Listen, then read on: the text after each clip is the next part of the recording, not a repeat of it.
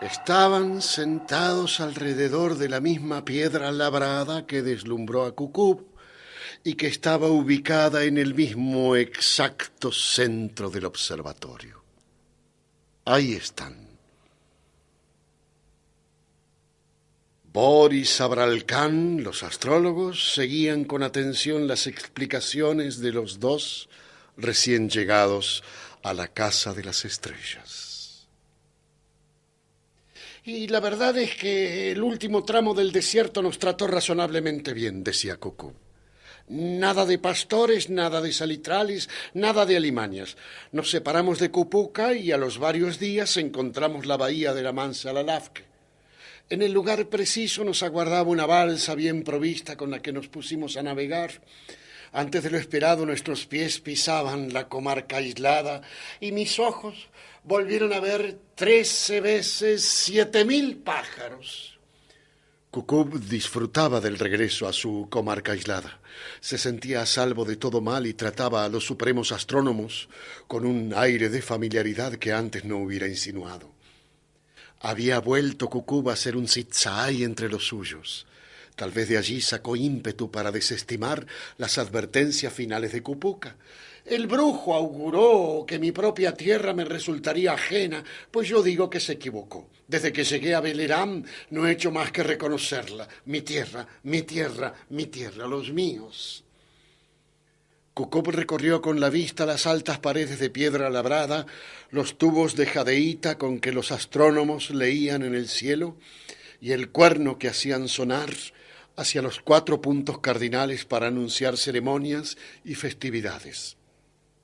Desde el puesto que ocupaba y a través del mirador que permitía observar la puesta del sol durante el verano, alcanzaba a ver un ángulo de la amplia explanada de juegos, una calle empedrada que había recorrido cientos de veces y allá la frontera de la selva.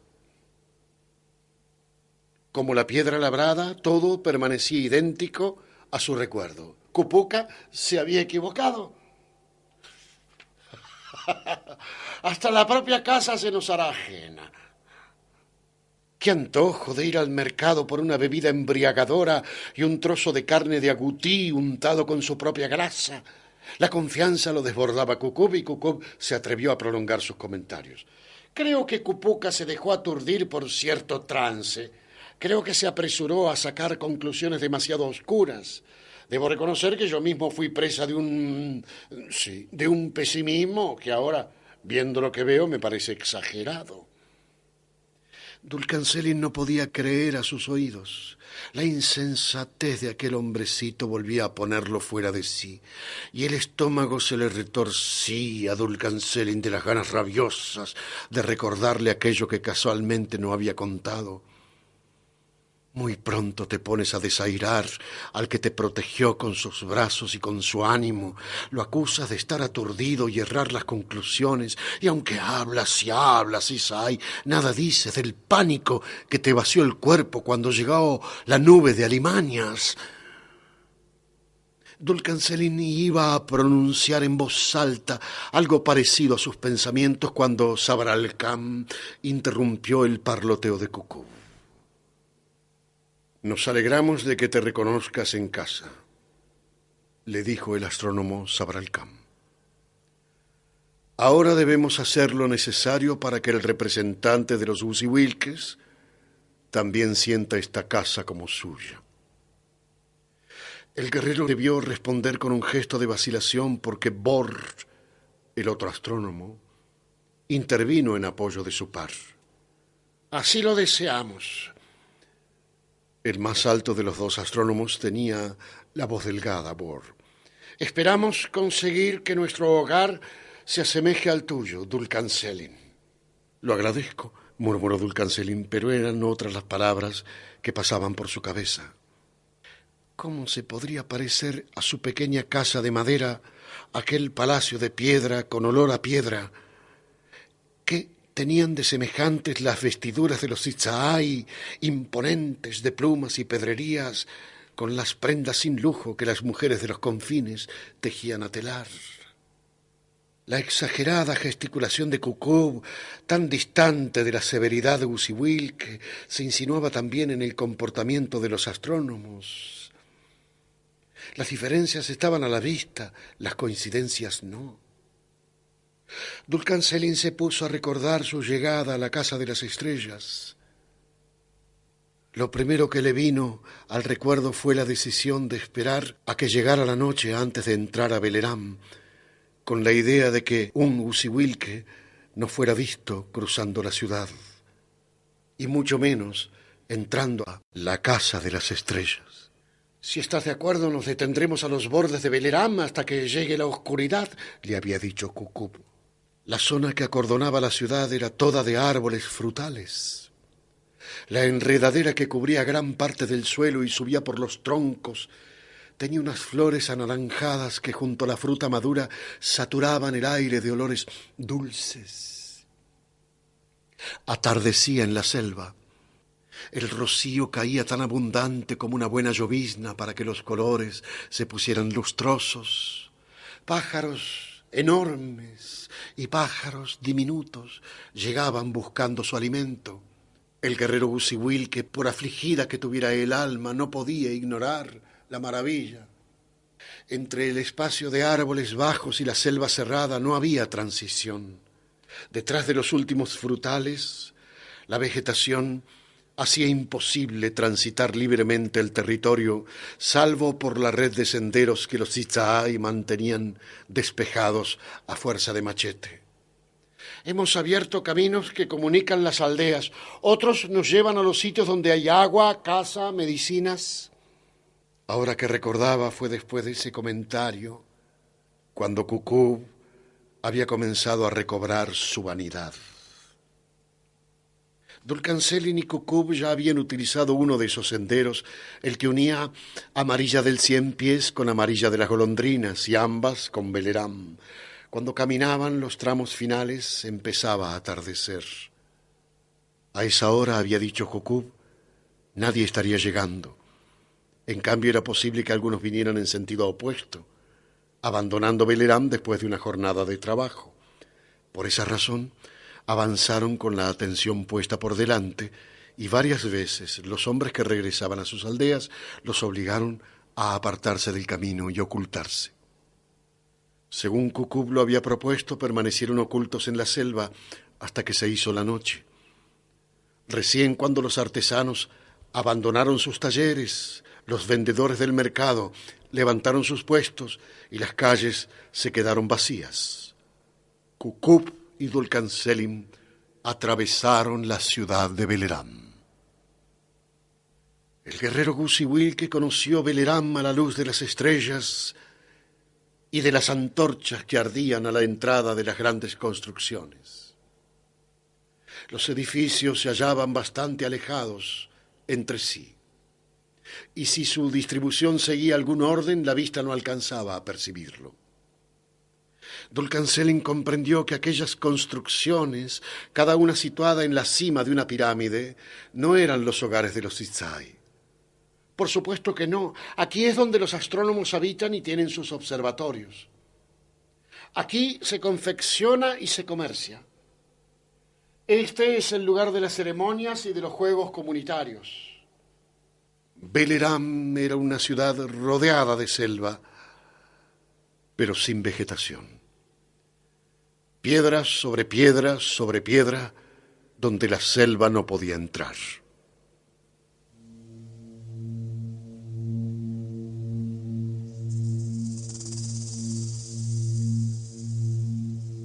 La calle que conducía a la Casa de las Estrellas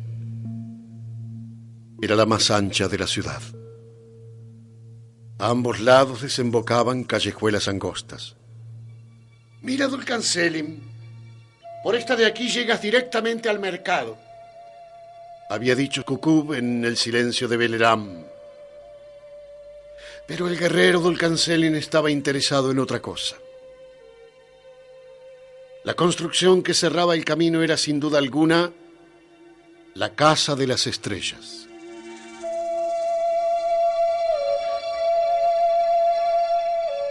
No necesitó preguntárselo a Cucub para estar seguro.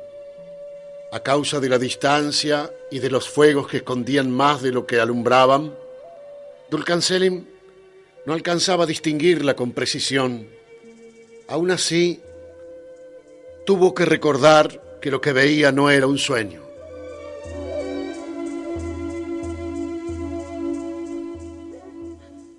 Detrás de los resplandores se destacaba su forma de contornos enrevesados, elevada en torres y miradores, y muy distinta de la apariencia rígida de las otras construcciones.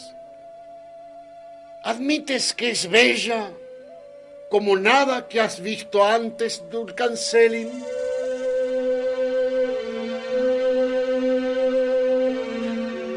Dulcan Selim hubiera querido responderle a Kukub que era algo más que bella y algo menos. Le hubiera gustado poder explicarle que quería apurar el paso para llegar pronto y al mismo tiempo esperaba que el camino fuera largo. Pero Dulcan Selim no tenía el arte de la palabra y prefirió asentir. Es bella como... es muy bella. Mientras subían la interminable escalinata que una vez Kukub había mencionado, el guerrero pudo observar con detenimiento cuanto le permitía la luz de las vasijas llameantes dispuestas cada 10 escalones. Pasada la mitad del ascenso, comenzaron a verse las figuras esculpidas en el friso saliente, tan grandes que sólo se entendían desde una buena distancia. En estas imágenes permanecen los supremos astrónomos. A su muerte, Bor y Sabralcán tendrán la suya. Una voz estaba llamándolo. Una mano le tocaba el hombro. Regresa, Usiwilke. La voz y la mano era de Sabralcán. Dulcan Selim, tus pensamientos te llevaron lejos de aquí. No muy lejos. Estaba subiendo la escalinata. Ya casi llegaba. Apenas pronunció la última palabra, Dulcan Selim comprendió que había respondido sin cordura. El guerrero Usiwilke sintió vergüenza. No sabía cuánto tiempo se había demorado en su distracción, pero sí que su respuesta había sido descomedida. El viaje ha sido duro. Ambos deben descansar, dijo Sabralcán, pasando por alto el incidente. Llamaremos para que los acompañen. El brusco término que Sabralcán le imponía a la conversación obligó a Dulcan Selim a desechar su malestar. No quería salir de allí sin hablar de aquello que, por el momento, más intranquilidad le causaba. Sabemos que un representante de los pastores llegó a la Casa de las Estrellas y que participará del concilio. ¿Y qué van a hacer con él? Dulcan Selim sintió que debía precisar su pregunta. ¿Qué harán con relación a la matanza de los Lulus? ¿Van a recibir a los pastores que los asesinaron? No haremos nada, absolutamente nada, respondió Bor. Su acento y el modo en que se puso de pie dejaron claro que insistir sobre el asunto sería una insolencia. El guerrero, sin embargo, no retrocedió. Tampoco se hizo cargo de la urgencia del astrónomo, que con un ademán lo invitaba a despedirse. Buscó palabras prudentes y volvió a hablar. Hablo con respeto. Hablo porque creo que la matanza de los Lulus no puede ser silenciada, y porque creo también que la señal de la piedra alba que mostrar... Cree lo que quieras, Usiwilke. El astrónomo Bor regresó a su sitio en un extremo del rectángulo de piedra. Cree lo que quieras, pero recuerda que hay decisiones inamovibles. Y esta es una de ellas. Dulcan Selim miró a Sabralcán justo a tiempo. La sombra de una vacilación pasó por el gesto del astrónomo, dándole al guerrero el resquicio que necesitaba. Debo entender entonces que han decidido olvidar la muerte de uno que ustedes mismos convocaron como representante. El guerrero se quedó sin conocer la reacción de Bor ante su terquedad, porque de inmediato Sabralcán tomó parte en el asunto. Conocemos tu sabiduría, hermano Bor. El astrónomo pronunciaba las palabras con cuidado.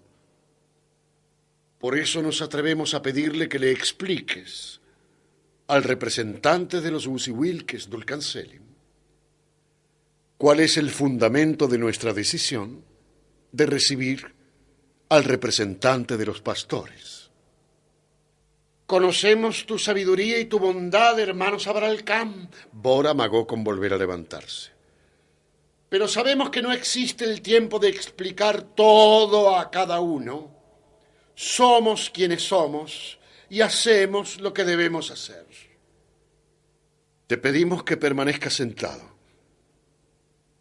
Terminemos esto con una explicación que a todos nos deje tranquilos. Sabralcán tenía indudablemente cierto ascendiente sobre Bor. El guerrero ignoraba si se lo concedía la edad, el rango o algún otro distintivo. Los dos eran sabios astrónomos. De cualquier forma, no hizo falta más que una prudente alusión para que Bor la reconociera. «Escucha lo que vamos a decirte», dijo Bor. «Ni los desacuerdos ni los conflictos de los pueblos de las tierras fértiles son competencia de este concilio. No lo son sin importar su carácter o su magnitud.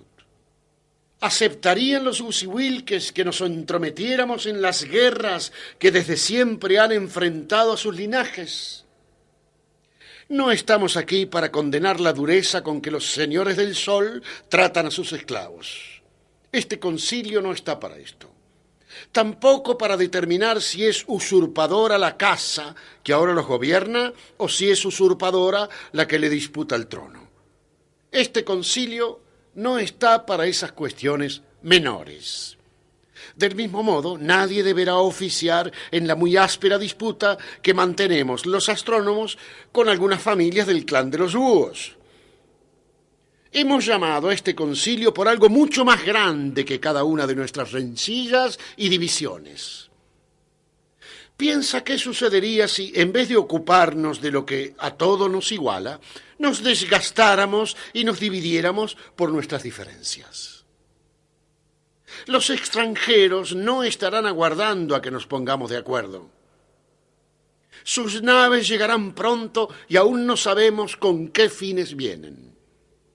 ¿Has oído sobre mis Áyanes lo suficiente como para saber que, si son sus ejércitos los que vienen, es probable que ninguno de nosotros sobreviva para batallar con sus vecinos? Queremos decir con esto que los conflictos entre lulus y pastores, si los hubiera, deben quedar afuera. Jamás los lulus y los pastores habían tenido enfrentamientos. Es verdad que casi no había contacto entre ellos, pero se puede pensar que la muerte de los habitantes de las islas nada tiene que ver con la llegada de las naves. Dulcancelin terminó hablándole a Cucub. Recuerden que ellos traían la piedra alba para ofrecerla como testimonio. Creemos que no has terminado de comprender, dijo Sabralcam. Intentaremos de otro modo para que comprendas, intervino Bor. Presta atención, Gusiwilke, y responde a nuestras preguntas. Dulcancelin no comprendía del todo la intención del astrónomo. ¿Vieron tus ojos la matanza de los lulus? No. ¿La vio otra mirada que te sea confiable? No. ¿Podrías asegurar que fueron los pastores quienes llevaron la muerte hasta los lulus? Yo lo creo así porque... ¿Podrías asegurarlo y poner tu sangre en ello? No. ¿No crees que los pastores debían dudar por necesidad de dos extranjeros que rondaban la desgracia? Lo creo. ¿Fueron maltratados por ellos? Y te ruego que dejes de lado la comida de la que tanto se ha quejado Cucú.